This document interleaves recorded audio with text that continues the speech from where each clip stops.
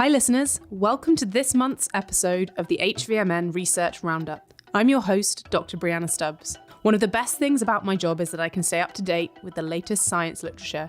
In our Research Roundup, we're going to be taking a look at some of the most topical and interesting things I've been reading about. We'll walk you through the experiments, discuss the results, implications, and share my thoughts on the study and the subject as a whole. Let's get into this week's episode.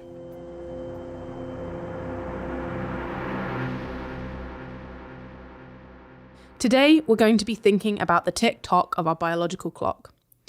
Like for many people, this phrase might make you start to think about aging or about reproductive age, so clocks on something of a macro scale over our lifespan. Actually, many processes inside our bodies are regulated on more of a micro scale by a biological clock. Once thought of as just being inside our brain, countless genetically controlled clocks tick inside different parts of our body, such as the liver, kidneys, and heart. Amongst other things, they initiate metabolic processes, ensuring that these occur at the optimal time of day.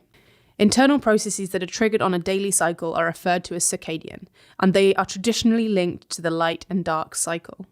Those who have flown overseas or from one North American coast to another will likely understand what it feels like when the body's rhythms are out of sync. Traveling long distances across multiple time zones throws off the usual clock setting cues, or Zeitgebers, such as the daily light cycle. Jet lag can cause a variety of temporary symptoms, including dizziness, irritability, and indigestion. Longer-term perturbations of these rhythms can have lasting effects on the body. Researchers have also found that in rodents, mutations in circadian clock genes can cause obesity, metabolic syndrome, which is a cluster of conditions that includes high sugar and low insulin levels in the blood, and diabetes. A number of epidemiological studies have shown that people who work night shifts are at a higher risk for these conditions as well. The primary circadian clock in mammals is located in a part of the brain called the suprachiasmatic nucleus, or nuclei, SCN for short. This is a pair of distinct groups of cells located in our hypothalamus. Destruction of the SCN results in a complete absence of the regular sleep-wake rhythm. The SCN receives information about illumination through the eyes. The retina of the eyes contains classical photoreceptors, rods and cones, which are used for conventional vision. But the retina also contains specialized ganglion cells that are directly photosensitive and project directly to the SCN, where they help in the entrainment and synchronization of this master circadian clock. The SCN takes the information on the lengths of the night and day from the retina, interprets it, and passes it on to the pineal gland, a tiny structure shaped like a pine cone and located on the epithalamus. In response, the pineal gland secretes the hormone melatonin. Secretion of melatonin peaks at night and ebbs during the day, and its presence provides information about night length. The classic phase markers for measuring the timing of a mammal's circadian rhythm are melatonin secreted by the pineal gland, core body temperature minimum, and plasma level of cortisol. However, as I mentioned earlier, more or less independent circadian rhythms are found in many organs and cells in the body outside of the SCN, or the master clock. Indeed, neuroscientist Joseph Takahashi and colleagues stated in a 2013 article that almost every cell in the body contains a circadian clock.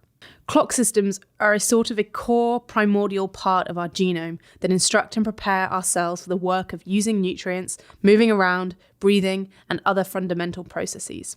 Circadian rhythms are highly topical right now. Actually, in 2017, the Nobel Prize in Medicine was awarded to the three scientists who discovered the clock genes that control the circadian rhythm. The three scientists made the discoveries in the 1980s and based their work on fruit flies. Michael Rosbach and Jeffrey Hall collaborated to isolate the period gene that is key to regulating circadian rhythm. The gene, which is called PER for short, encodes a protein that builds up at night and then degrades during the day. Different levels of the protein in the cells affect how our body adapts to different times of day. Oscillations in levels of both the PER transcript and its corresponding protein have a period of approximately 24 hours and together play a central role in the molecular mechanism of the biological clock that drives our circadian rhythms. Mutations in the PER gene can shorten, lengthen, and even abolish the period of the circadian rhythm, and the PER gene even exists in plants. So today, we're going to look at some classic research on gene variations in the PER gene and how that affects if you're a morning lark or a night owl, as they're colloquially known, and fast forward to research that has come out in the last few months that has shown that PER variants can even alter disease risk and response to medical treatments. So let's start off with a 2003 paper that shows that variations in PER can affect preference to certain times of the day. The paper is titled, "A length polymorphism in the circadian clock gene PER3 is linked to delayed sleep phase syndrome and extreme diurnal preference." In this study, the authors were interested to see if differences in PER variant affected diurnal preference, which basically means if you're a morning lark or a night owl. 484 people completed a survey called the Horn-Ostberg questionnaire. They also recruited 16 people with a relatively rare condition known as delayed sleep phase syndrome, DSPS, which is a pathologic extreme of diurnal preference. The questionnaire was designed to see how strong a preference people had for time of day. Subjects also gave a saliva sample to allow for genotyping of their PER genes. They were looking at a polymorphism that changed the length of the PER gene by the number of times it was repeated, either 4 or 5 units. When discussing genetics, you need to know that we have 2 copies of each genes, one on each of our paired chromosomes. One of those is maternal, from our mother, and the other is paternal, so from our father.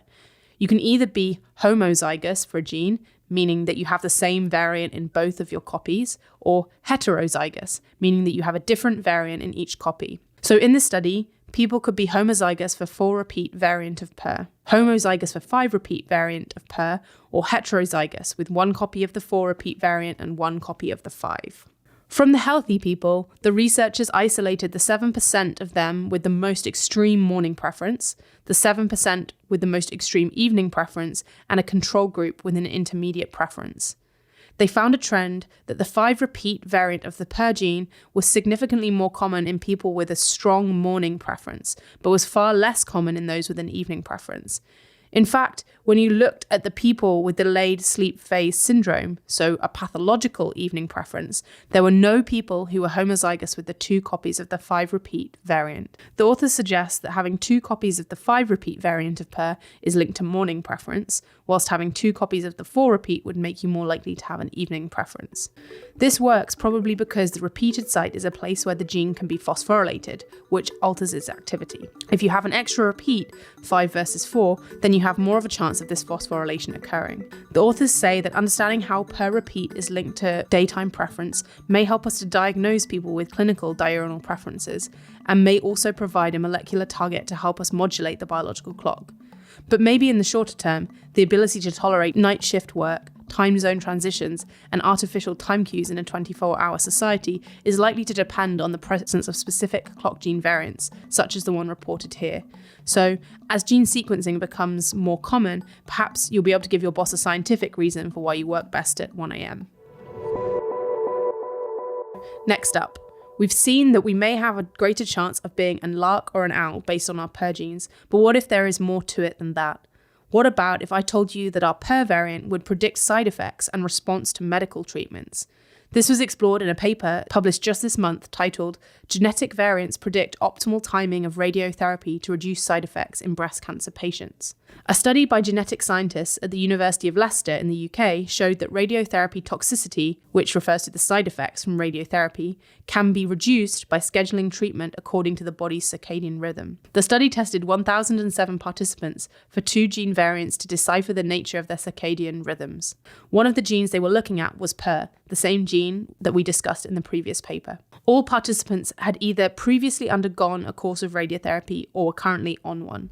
The treatment, which uses high-energy rays to target cancer cells, has typical side effects including skin pain, burning and swelling immediately after treatment. The issue can manifest in nerve damage and weaker bones later down the line. According to researchers, around 90% of operable breast cancer patients are treated with radiotherapy, of which 45% experience nasty side effects in one way or another. One key finding was that no matter what the gene variant, breast cancer patients suffered worse side effects to radiotherapy in the morning.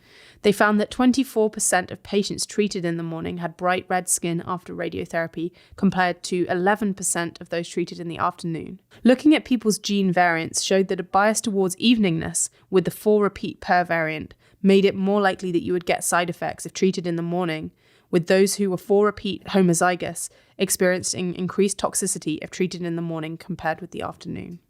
There are several potential physiological mechanisms to explain how time could affect reactions to radiation, all linked to circadian changes that I mentioned earlier. The list includes melatonin, cortisol, inflammatory factors, or cell proliferation or DNA damage. Melatonin has antioxidant properties and has been shown to be radioprotective in mice and reduce oral swelling in irradiated mice. Cortisol levels can be used as a marker of stress and can affect a wide range of other inflammatory markers. Cortisol levels can also influence the rate of cell division and may be associated with possibly increased cellular division of the skin in the morning compared with later in the day. That said, this study wasn't really designed to find out the mechanisms. This would need looking at in future work. So, this study shows that getting radiotherapy in the afternoon is best for avoiding side effects. But if you're an evening person, you should try extra hard to get that afternoon appointment. When commenting on this story, clinicians pointed out that at the moment people are scheduling appointments in around when they have to pick the kids up from school or if they get given a slot whenever the machine is available. The researchers suggest that to implement their findings, all cancer patients should have their genes sequenced at the time of diagnosis to make sure that evening people get priority on afternoon treatment. It's an upfront cost, but it could save a lot of people from getting bad side effects. Those people would be admitted to the hospital for their side effect reactions, so the money might be a good investment in the long run. There is still work to be done to confirm this in larger trials, and as I said, to understand the mechanisms responsible, but clearly differences in our internal clock genes could have a future important role for personalised medicine. Aside from differences between individuals, there may actually be differences on a sex level between the function of our circadian clocks. So the next paper we'll look at is called Female C57 Black 6 mice lacking the circadian clock protein PER1 are protected from non-dipping hypertension. So we're staying with the focus on the PER gene here. This paper was published in the American Journal of Physiology, and it suggests that genetically knocking out PER1 acts differently in males versus females, and this may actually protect females from heart disease. The study is the first to analyse circadian blood pressure rhythms in female mice and distinguishes further biological differences between males and females. It's an important subtlety when all types of science, from basic research through to sports science and clinical studies, commonly test out interventions or study physiology in males to minimise the noise created by female hormonal fluctuations. The body's circadian clock contributes to normal variations in blood pressure and heart function over the course of the day. For the majority of healthy humans, blood pressure dips at night, but individuals who do not experience this temporary drop, called non-dippers, are more likely to develop heart disease. As I've said, the circadian clock has a wide-reaching impact, regulating close to half of all genes in the body, including those that are important for blood pressure regulation. Previous research has shown that male mice that are missing the clock gene PER1 become non-dippers and have a higher risk for heart and kidney disease. So in this study, the research team studied the circadian response and blood pressure of female mice that lack PER1 and compared them with a healthy group of female controls. The researchers found that on both low and high salt diets, both groups retained an apparent circadian rhythm of blood pressure. Unlike the male mice in previous research, the females without PER1 showed normal dips in blood pressure overnight. This illustrates that women may have different response to clock gene activation, not being as reliant as males on PER1 to maintain their circadian changes in blood pressure.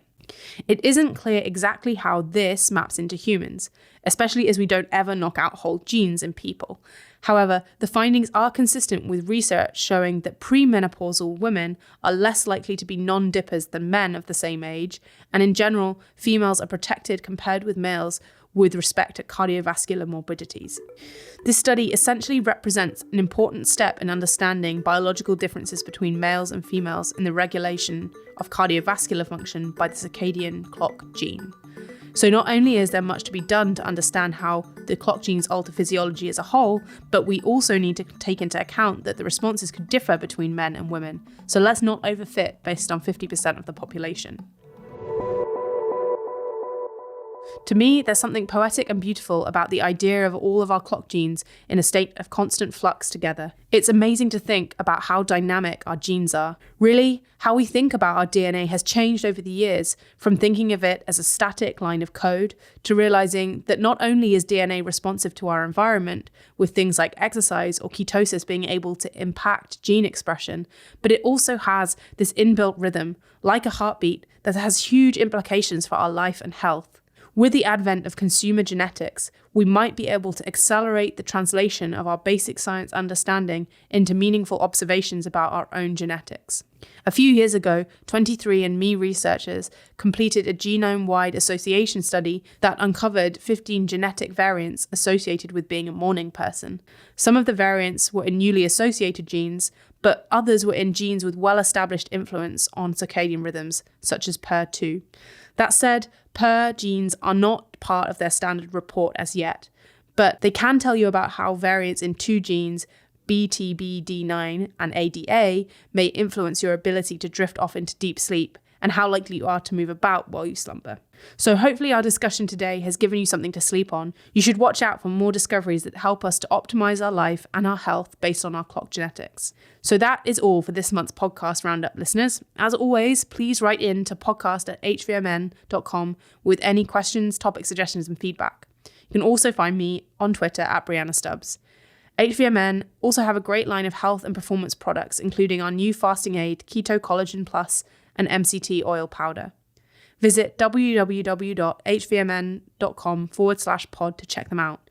You'll want to make sure you visit soon, as you can get 10% off until February 22nd, 2019. Until next time, folks, this is Brianna signing off.